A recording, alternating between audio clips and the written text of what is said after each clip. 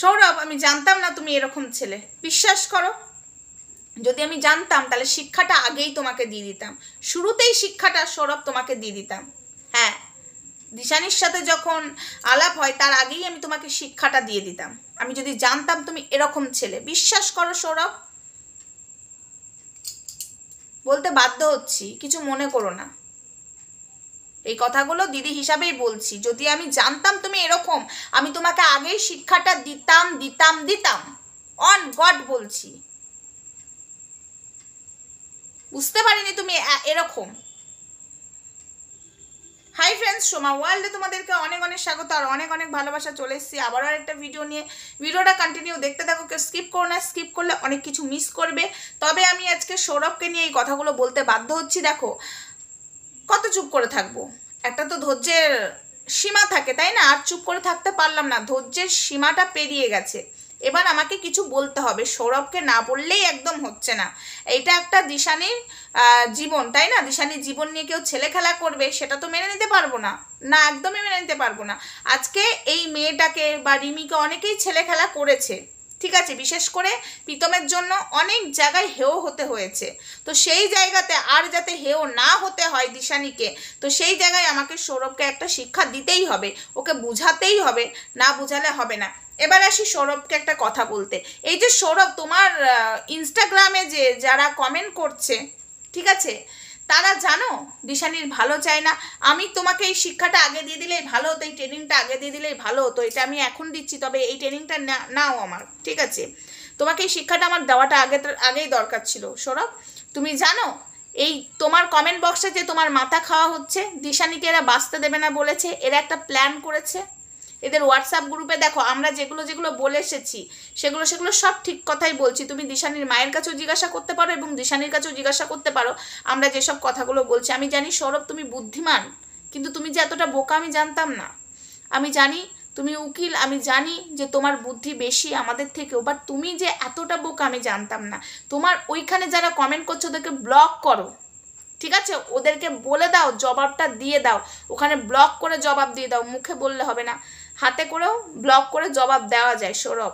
একটাই কথা বলছি সৌরভ, ওরা জানো তো তোমার আর দিশানির ভালোটা দেখতে পাচ্ছে না, যেহেতু তুমি যেভাবে দিশানিকে কেয়ার করছো সেটা ওদের সহ্য হচ্ছে না। সত্যি সৌরভ, তোমার মতো ছেলে কিন্তু অনেক কম আছে, কারণ আমি দেখেছি, আমি তোমাকে বাজিয়েও নিয়েছি। বাট এই ছেলেগুলো যারা এসব মেয়েগুলো কমেন্ট করছে না, এরা অ্যাকচুয়ালি দিশানিকে সুখী হতে দেবে না, আর ওরা চাই তুমি দিশানির জীবন থেকে সরে যাও, দিশানির জীবনটা নরক হয়ে যায়। আশা করি তুমি সরবে না ওদের কথায়। তাও দেখো, একটা ছেলে তো, ছেলের মন কখন কি হয়ে যায়, তাই না? তাই বলছি এদেরকে ব্লক করবে, এদেরকে তোমার কমেন্ট বক্সে রাখবেই না, এদেরকে ব্লক করে দাও। নাহলে এরা দিনের পর দিন, দুদিন বাদে ফোন করে তোমার আর দিশানির মধ্যে ঝগড়া লাগাবে। এটা আগেও করেছে, আবার নতুন করে করবে সৌরভ। আশা করি তুমি বুঝতে পারছো, তুমি কিন্তু আমার থেকে বেশি বুদ্ধি, তাই না? তাহলে তুমি এরকম বোকা কাজগুলো করবে না, ওদেরকে রেখে ব্লগ, একদম ডিরেক্ট ব্লগ দেবে। আশা করি তোমার এটা বুঝতে অসুবিধা হলো না সৌরভ।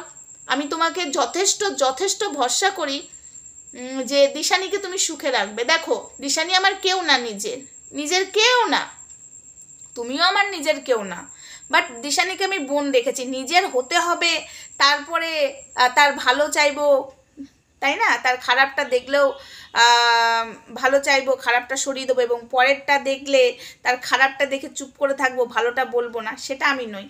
দেখো, ওকে আমি বোন ডেকেছি, তাই বোন ডেকেছি যখন দিদি হিসাবে বলছি, তুমি ওদেরকে ব্লক করে দাও। ওরা তোমার মাথা খাওয়ার জন্য বসে আছে, সেটা আমি বুঝতে পেরেছি। আর ওরা তোমাকে মানে এমন করে ছেকে ধরবে না, তুমি জানো না, সাংঘাতিক জিনিস। প্রীতম এই হাটে বিক্রি করবে, ওই হাটে কিনবে, ও এগুলোকে লেলিয়ে দিয়েছে।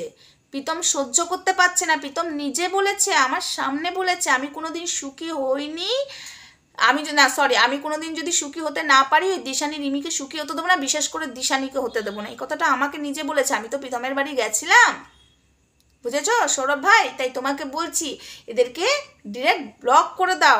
এরা চাইছে তুমি যাতে দিশানিকে কেয়ার না করো, বুঝেছো? সহ্য করতে পারছে না, তাই তো তোমার কমেন্ট বক্সে ওদেরকে পাঠিয়ে দিয়েছে, আর তুমি এটাতে মাথা খারাপ করে ফেলবে, বুঝেছো?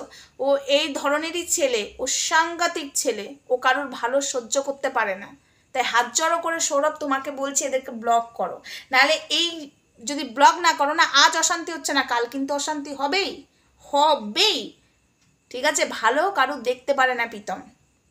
আর এই যে চামচাগুলো গেছে এগুলো সব প্রীতমের চামচা, হোয়াটসঅ্যাপের গ্রুপের চামচা, আমি তোমাকে বললাম সব যে মাথা খাচ্ছে ওখানে, আর ওদের কথা মতো প্রীতম চলে, বুঝেছো? এমন এমন শয়তানি শয়তানি কিছু লিখবে না, সেটা দেখে মাথা গরম হয়ে যাবে সবার, কিন্তু আশা করি তুমি মাথা গরম করবে না। তুমি তো জানো, তুমি তো জেনে বুঝেই দিশানির হাতটা ধরেছো, তুমি সবই জানো যে দিশানির ভালোটা ওরা সহ্য করতে পারবে না, আর দিশানি তো এখন ভালো আছে তোমার হাতটা ধরে, সেটা ওরা নিতে পারছে না সৌরভ। তাই বলছি এদেরকে ব্লক করে দাও একদম, ঠিক আছে?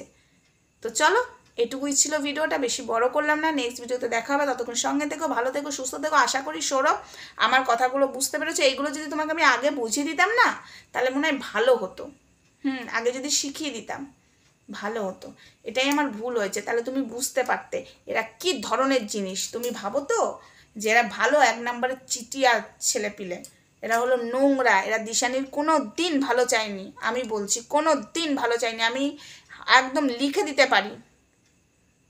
তাই বলছি, হাত জড়ো করে বলছি ভাই এদেরকে ব্লক করবে, আমি যেন আর দেখতে না ভাই, এদেরকে আমি সহ্য করতে পারছি না। এগুলো সব প্রীতমের চামচা, আমি সব কটাকে চিনি ভাই।